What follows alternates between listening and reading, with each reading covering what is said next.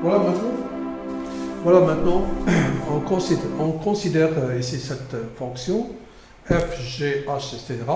Alors, ici, on déterminera les fonctions linéaires, les fonctions affines et les fonctions qui ne sont ni affines ni linéaires.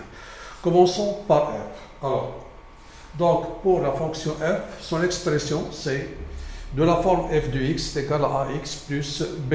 Donc, c'est une fonction qui est affine. Si on considère la fonction g telle que g de x est égal à 3x moins 4, c'est une fonction qui est affine. h de x est égal à 2x, qui est de la forme h de x est égal à x, c'est une fonction linéaire et c'est une fonction affine. Pourquoi? Parce qu'on peut ajouter ici plus 0. Donc h est linéaire et affine.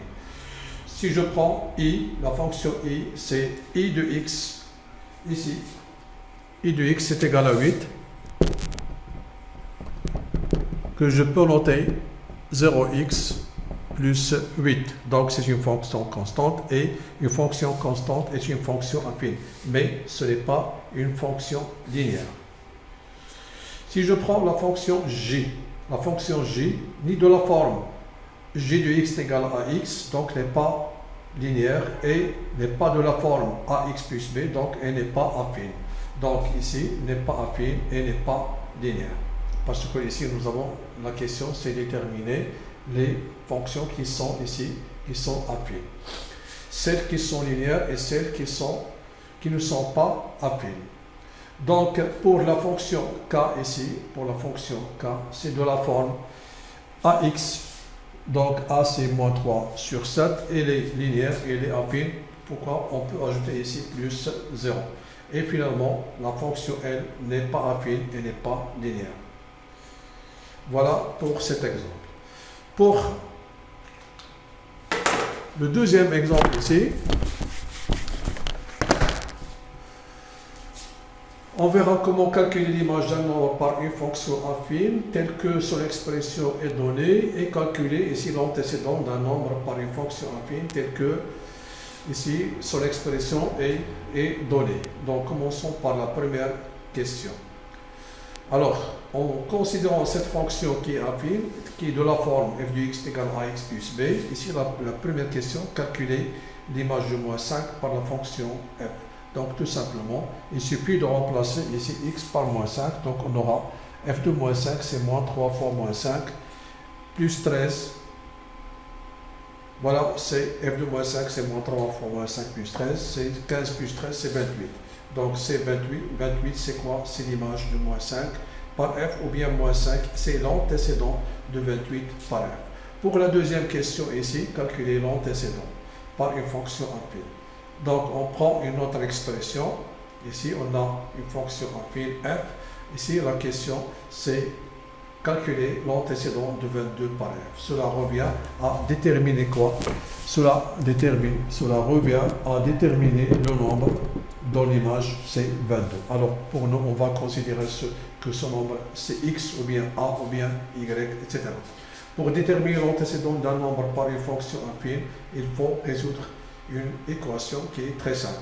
Donc, soit x, ici l'antécédent, soit x l'antécédent de 22, donc on aura l'image de x, c'est 22, c'est-à-dire f de x égale à 22. C'est quoi f de x? F de x, c'est 7x moins 6. Il suffit tout simplement de remplacer f de x par son expression.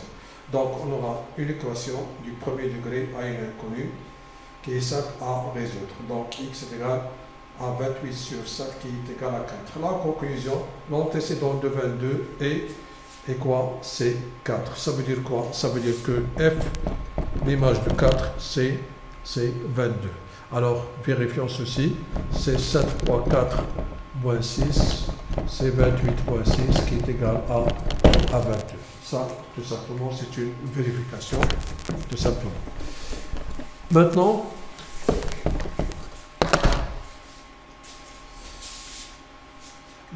on va considérer dans cette partie une fonction qui est affine. Donc, c'est son expression est de la forme f de x est égal à ax plus b. Donc, qu'est-ce qu'on va? On va considérer deux nombres réels, x1 et x2, qui sont différents. Donc, qu'est-ce qu'on va calculer? On va calculer tout simplement, ici, le rapport suivant.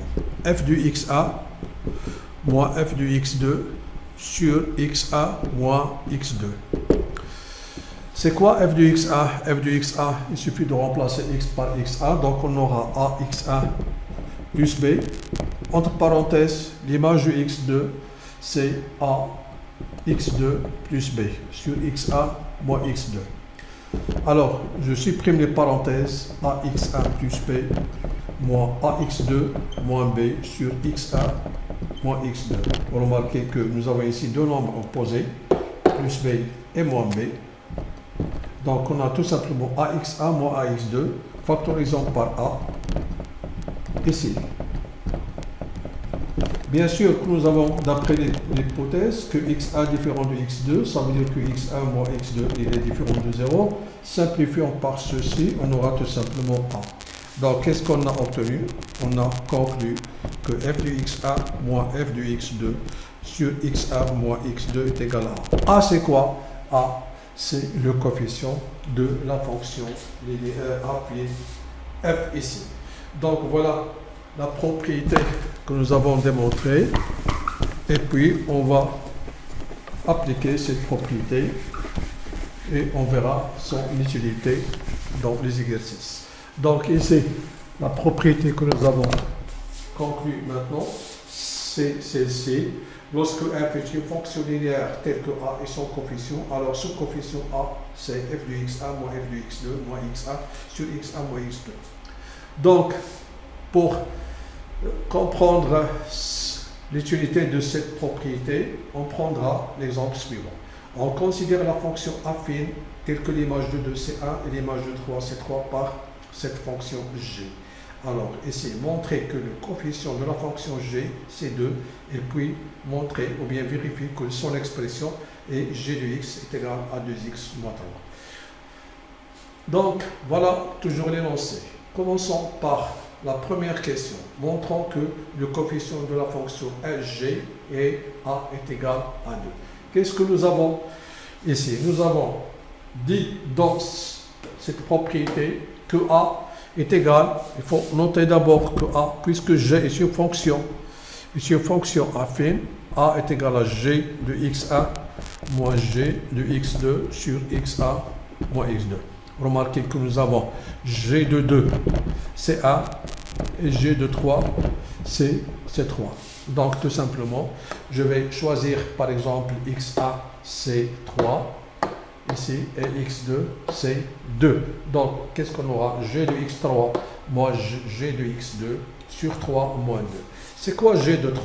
G de 3, c'est-à-dire l'image de 3, on va remplacer que l'image de 3, c'est 3, et l'image de 2, c'est 1. Donc, qu'est-ce qu'on a conclu? On a conclu que le coefficient a de la fonction affine g est égal à 2. Donc, tout simple. Maintenant, puisqu'on connaît le coefficient, donc, alors qu'est-ce qu'on aura ici? L'expression de g sera gx égale à 2x plus b. Il faut noter que g est une fonction affine, donc g du x. D'abord, c'est ax plus b. Donc, premièrement, il faut chercher a et il faut chercher b. Donc, pour a, c'est a, nous avons trouvé c2. Donc l'expression de g, c'est gx est égal à 2x plus b. Il nous reste à déterminer ici le nombre b. C'est très simple. Donc, donc ici, nous avons dit g est une fonction affine, alors g de x est égal à x plus b. C'est comme j'ai dit ici. Donc, et puisque a est égal à 2, alors g de x est égal à 2x plus b. Alors, j'efface ceci pour déterminer ici le nombre réel b. Pour le nombre réel b, alors tout simplement, nous avons ici, on détermine b. Nous avons g de 2, par exemple ici, c'est 1. C'est quoi g de 2? G de 2, l'image de 2, c'est 2 fois 2 plus b. Donc, g de 2, c'est 2 fois 2 plus b. Qu'est-ce qu'on déduit alors? Que tout simplement, que 2 plus 2 plus b est égal à 1. On aura une équation, l'inconnu cb. Donc, 4 plus b est égal à Alors b est égal à 1 moins 4, c'est moins 3. Finalement, g de x est égal à 2x moins 3. Il faut vérifier ceci en calculant l'image de 2. Ici, c'est 2 fois 2 moins 3, c'est 4 moins 3, c'est 1. C'est ce que nous avons ici. Et en vérifiant, en calculant l'image du 3, on doit trouver c'est 3. Donc c'est 2 fois 3 moins 3, c'est 6 moins 3, c'est 3, ce que nous avons ici. Voilà, ici on a déterminé ici l'expression en utilisant l'image de 2 et l'image de 3. On peut le faire d'une autre façon ici. On peut le faire d'une autre façon.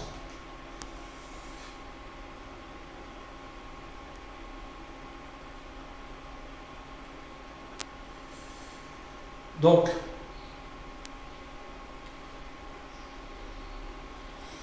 pour la deuxième façon, alors puisque G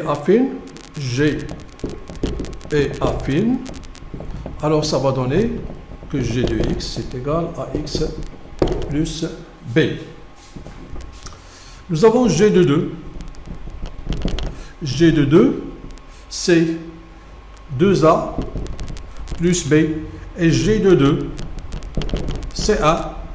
Alors, qu'est-ce qu'on aura ici? 2A plus B est égal à A. Ça, c'est la première équation. Puis, l'image de 3, c'est 2 fois, c'est 3A plus B. L'image de 3 ici, c'est A fois 3 plus B, c'est-à-dire 3A plus B. Et qu'est-ce qu'on a? L'image de 3, d'après les données, c'est 3. Finalement, donc, on aura 3A plus B égal à 3, c'est la deuxième équation. Donc, pour déterminer A et B, cela revient à résoudre le système suivant. 2A plus B qui est égal à 1. La deuxième équation, c'est 3A plus B qui est égal à 3. Alors, ce que nous avons trouvé que G de x, le départ, c'est 3x moins 2. Donc, on doit trouver que A est égal à 3 et B est égal à moins 2. Alors, pour résoudre ce système, c'est très simple. Nous avons vu qu'il y a deux façons de le faire, soit la méthode par substitution ou bien la méthode par combinaison linéaire. Donc, si je multiplie la deuxième, par exemple, par moins 1, pour éliminer les b, donc on aura 2a plus b est égal à 1, ici moins 3a moins b qui est égal à moins 3. En ajoutant ici, alors on va noter ajoutant membre à membre ces deux équations. Qu'est-ce qu'on aura? Ces deux nombres sont opposés. Alors qu'est-ce qu'on aura? 2a moins 3a, c'est 1 moins 3. Donc c'est moins a qui est égal à moins 2. Donc a qui est égal à 2. Remplaçons a ici dans la première par exemple. 2 fois 2 plus b est égal à 1. Donc 4 plus b est égal à 1. B est égal à 1 moins 4. B est égal à moins 3. Finalement, la valeur de a c'est 2 et la valeur de b c'est moins 3. Et nous avons dit que la fonction, c'est l'expression, c'est g de x égal à x plus b. Alors remplaçons a par sa valeur. Donc on aura g de x égal à 2x et b par moins 3. Et oui, donc c'était ici, c'était 2x. Ici, nous avons trouvé, on peut vérifier ça avec notre façon. On peut vérifier ça avec notre façon, bien sûr.